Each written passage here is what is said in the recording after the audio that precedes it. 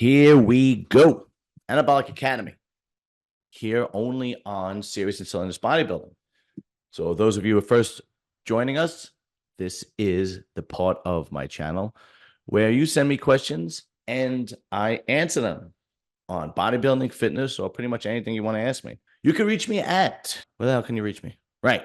Serious and Cylinder Instagram. John Levy on Facebook. John Levy on TikTok. My email, UncleJohn1201 at Gmail. Or my other email, John_Livia at Yahoo. So before we get started, the next IFBB Pro contest is the Arnold Classic Brazil, and that will be April 5th to the 7th. That's a special one because that's my birthday weekend. I'll be an old ass motherfucker, man. Damn, I'll be 48. Still sexy though. Anyway, and yesterday, which was pretty good, I actually did my first in-gym video with a friend of mine. We trained back together. And it was me and my friend. It was kind of a collaboration, if you want to call it that. I did it for the channel. And he actually has a personal training video. He actually has a personal training. Jesus Christ, I can't talk today. He has a personal training business. It's called New Jersey Training Group. His name is Matt Mariano. Kid is good. All right. He's a young guy. I don't even think he's 30 yet. He's 29, but he really is completely engulfed in fitness. We did his workout because he wanted to dictate the workout since he's the personal trainer, and that's fine with me. I don't care. We did a different type of workout than I usually do. I usually do a lot of heavy weight training, a lot of old school, a lot of rows, deadlifts, one arm rows, rack pulls. And in this one, we did a lot of pulleys, a lot of angles. He's very detailed in how he hits the muscle and so on and so forth. Not normally how I train, so it was a good experience. My back is pretty sore today, but I can't wait till that comes out because that should be pretty cool. It was a great time. Hopefully we'll do it again. And if you guys want his services, he's a great personal trainer and he does online stuff.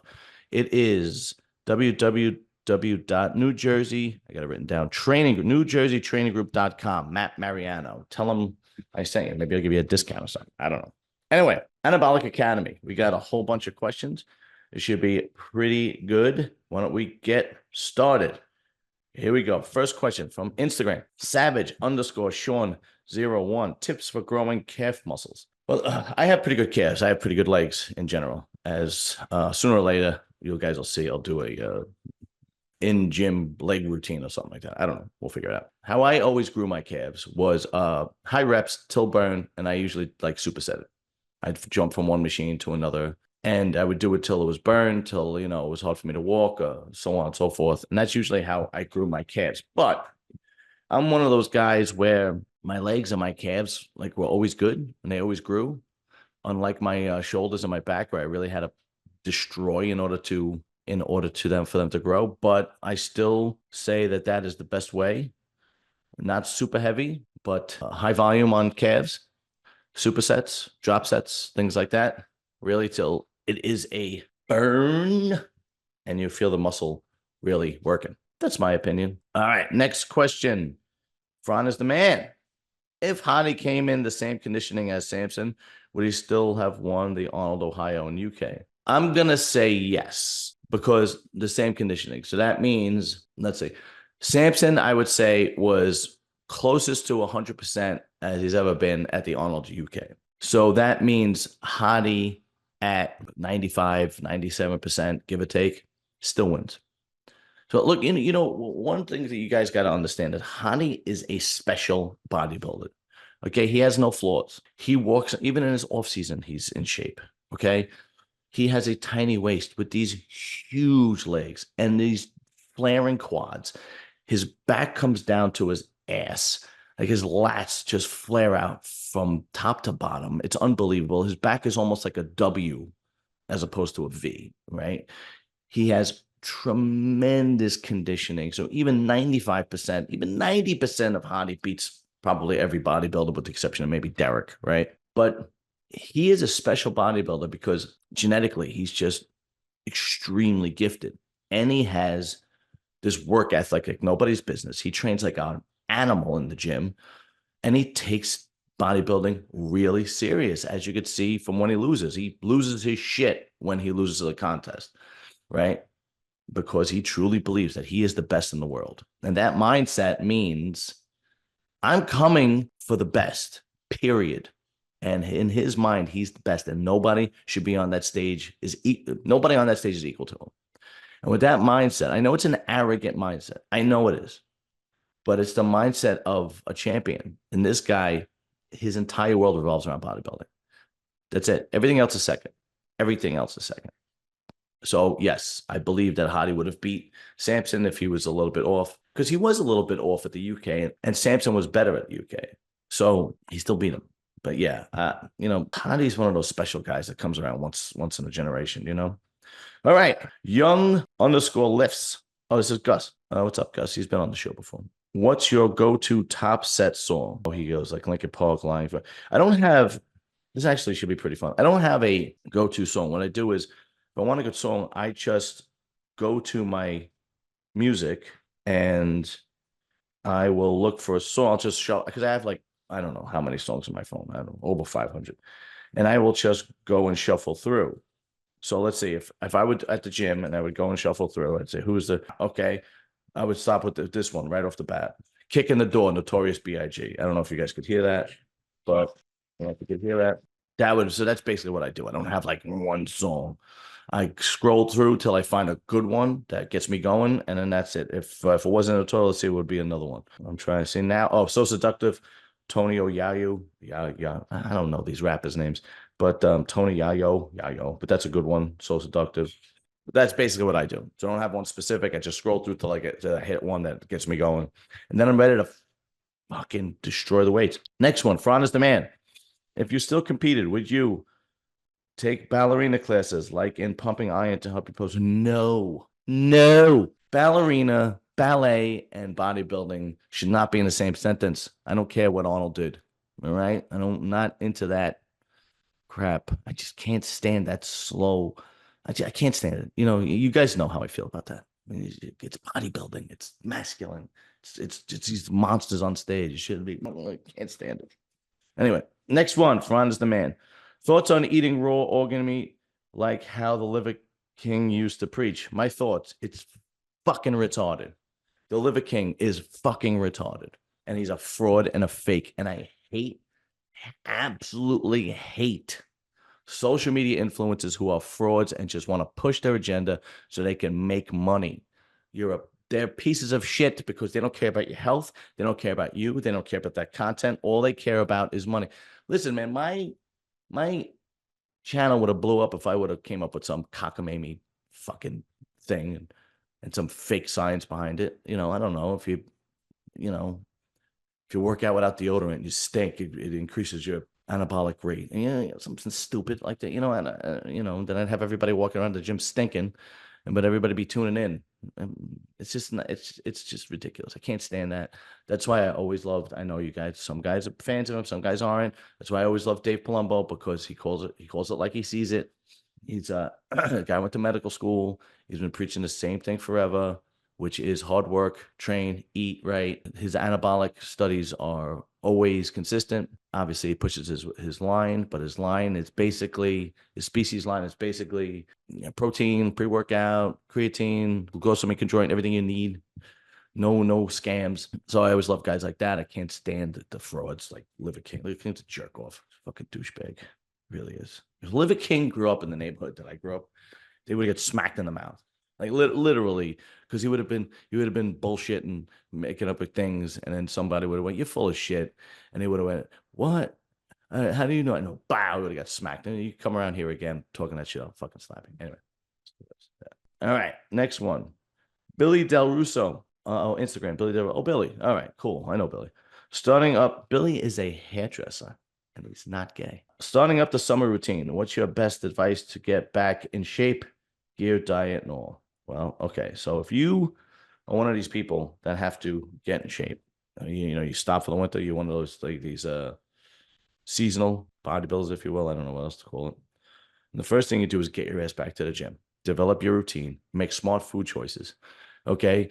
If you are like one of those guys that are on and off, I don't even like, what's the point of using gear? If you were to use gear, it would be testosterone and maybe EQ, something basic, nothing crazy, and make sure that you stay consistent and hitting the gym consistently, and getting your, eating routine down is the two main things. And then once you hit the gym consistently, you want to jump on gear, do something simple, nothing crazy. You don't have to do orals, you don't have to do trend, you have to do, growth. I mean, you can do growth if you want to, but it's expensive. And I know not everybody could afford it, but testosterone, EQ, testosterone, DECA, you're good. Okay. You don't really need anything more than that. All right. Let's see. Next question. Hit fit _ performance. What are your favorite lifts? My favorite lifts are always the old school ones. So what I mean by that, squats. I love squats. They're always my squats were always my favorite lift because I always had great legs. I was always very strong with squats. After that would be dumbbell bench press. I was always much better at dumbbells bench pressing than barbell. Don't ask me why. I just am always very strong with that. I mean, for me, not for, the guys. It would be nothing for Luke or Dorian, right? The guys on my channel. But for me, it's very strong. Same thing with the shoulder presses, those old school, T-bar rows, one-arm rows, any of those old school muscle building power movements. That's what I enjoy the best.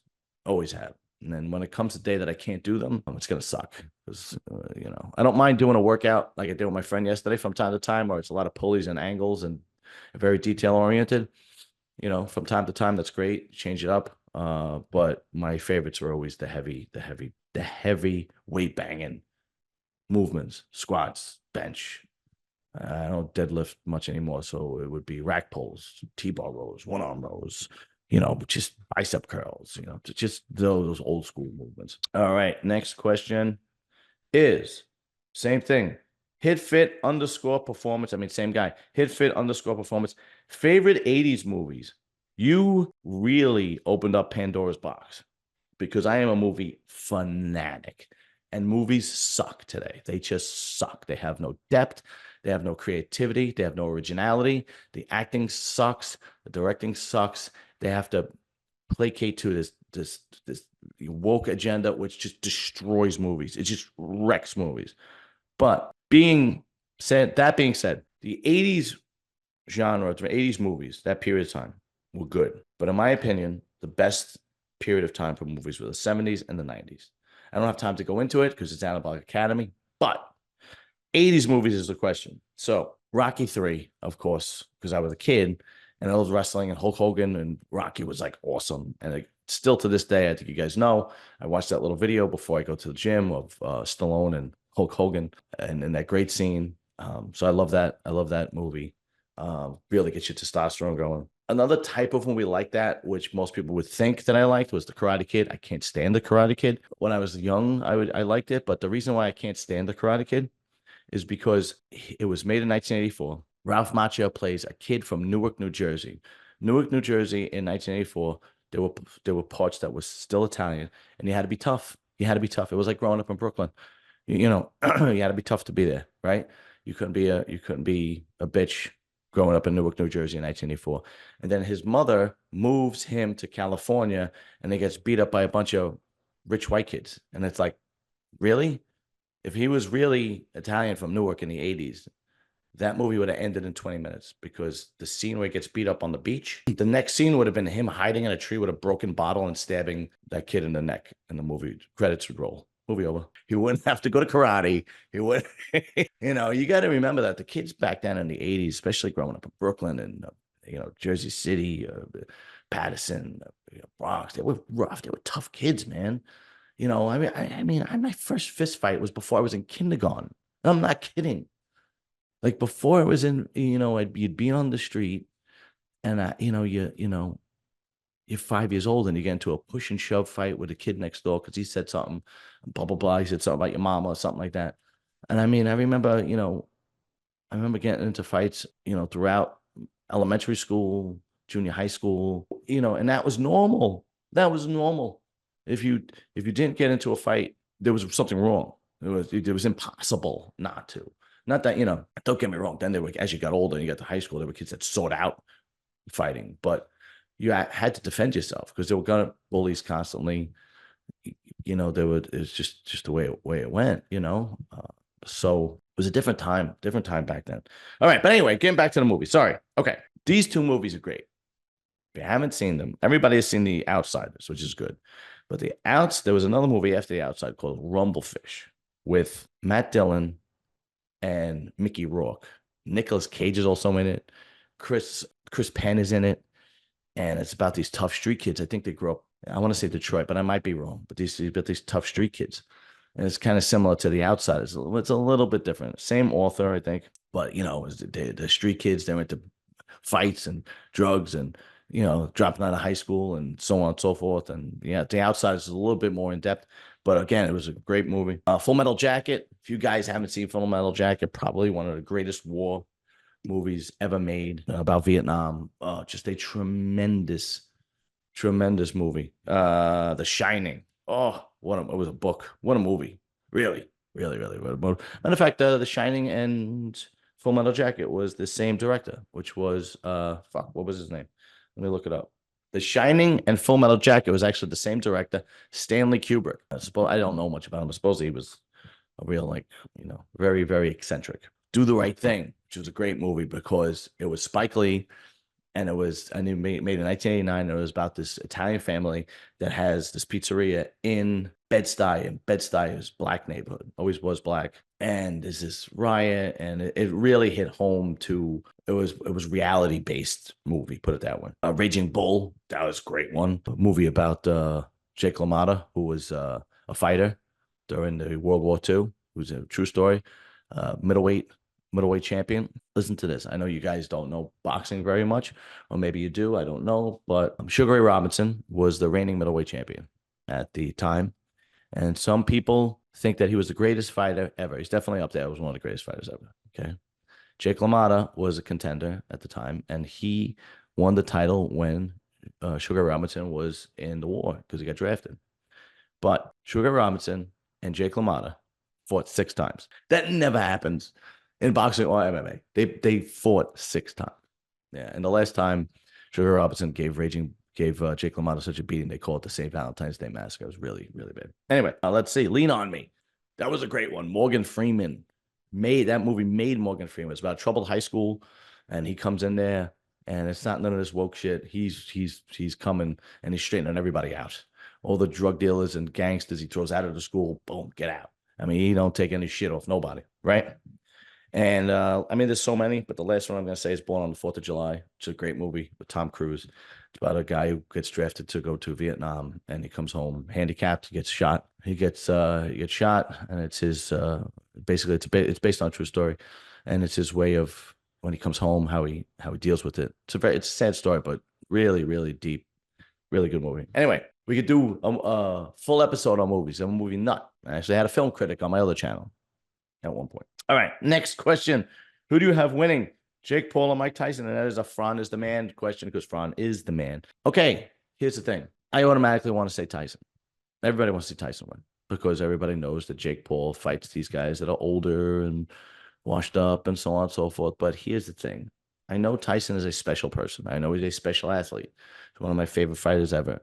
But he's still close to 60. He'll be 58. I think that Jake Paul can prove an upset because he's 27 and he does take boxing seriously. He has real boxing people that he trains with.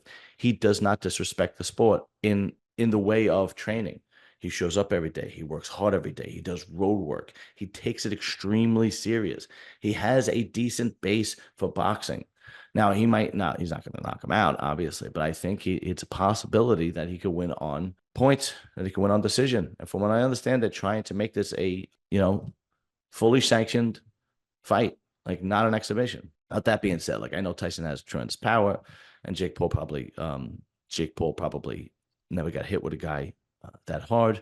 But if I'm Jake Paul's trainers, I would be recruiting huge men that are extremely powerful to spar with, so we know what it's like to get hit with a real heavyweight shot. So when he gets in there with Tyson, it's not that surprising, right? I mean, this is what you do, but I would call an upset. I know you guys are going to kill me. I know. Leave it in the comment section about what a shithead I am. I don't know what I'm talking about, but I'm going to call an upset. And I think Jake Paul, even though I would love to see Jake Paul get knocked out by Mike Tyson. And remember, I'm removing my emotion from my opinion. I do this all the time. Okay. Next question. Fran is the man. Because guess what? Because Fran is the man. If they make a remake of the Terminator, Predator, or Conan starring C-Bomb, would you watch it? No, because all remakes now suck. They all. I've never seen a remake where I was like, "Wow, that was really good." I don't care if you put C-Bomb in there or not; it's gonna be trash. I mean, it's just yeah. I think they are making a Conan remake, right? Oh no, they're doing a Conan movie with Schwarzenegger being like an old king. That I'll watch. But no, if they did a remake of the Terminator, they remake the Terminator. Just leave it alone. Leave the classics alone. Predator. I mean, they really killed that movie at this point. I mean, they beat the shit out of it. There's so many Predators. I don't even. It's ridiculous. But yeah, no, I would not watch it. I'm not a C-Bump fan. Ridiculous. Last question from Anabolic Academy, and this is from underscore Ryan 78 underscore.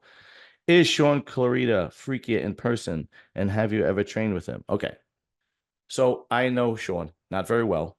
We know each other. He knows we know each other by first name because he used to train at the same gym, and we used to compete in the NPC together. Obviously, he was much better than I was, but we've known each other. But now, he's been on my channel before, my old channel actually. Now he lives in Texas. So one, I never trained with him. He would always train with his wife, and then when his wife got pregnant, he had his little crew of guys that would train with him. So I know I never trained with him. Guy was an animal in the gym. He would train like a beast. It was ridiculous. He was a machine. And I'm never going to deny that. It was in person, the hardest working bodybuilder I've ever seen in my life. It was just, guy was a machine. Is he freakier in person? No, because he wears severely oversized clothing. And that's probably by design, right? But the guy's 5'2". You could see he's very wide, but he wears, he's not a big, physically big guy, right? He's not like a Hakeem Williams, where he looks like a building, right? A massive man. He's 5'2". On his off season, he's probably 190, which is a lot for 5'2", whatever it is. Yeah, 190. I don't think he's over 200 pounds. And no, it's really his aesthetics, his shape, his fullness in his muscle that make him freaky. When he takes his shirt off and you see him, you know, guest pose, or when you see him on stage, he looks freaky. But in the gym, he has these severely oversized clothing, so you really can't really even his pants. Like so everything is so huge on him. And like I can say, he probably does it on purpose. But no, he's freakier to watch work out, not when you see him. Like when you see him in the gym, he doesn't look like one of the biggest guys in the gym. But once he starts training and you see him train, you go, shit, this kid's a fucking beast, right? Anyway, so that's it. And that does it for Anabolic Academy. Like, share, subscribe. Tell all your friends about John Livia and Serious and Cylinder Bodybuilding, because I'm bringing you the best bodybuilding content. I don't care what anybody says. I'll take the fucking Pepsi challenge with any one of these motherfuckers, right? And that's it. Peace. See you later.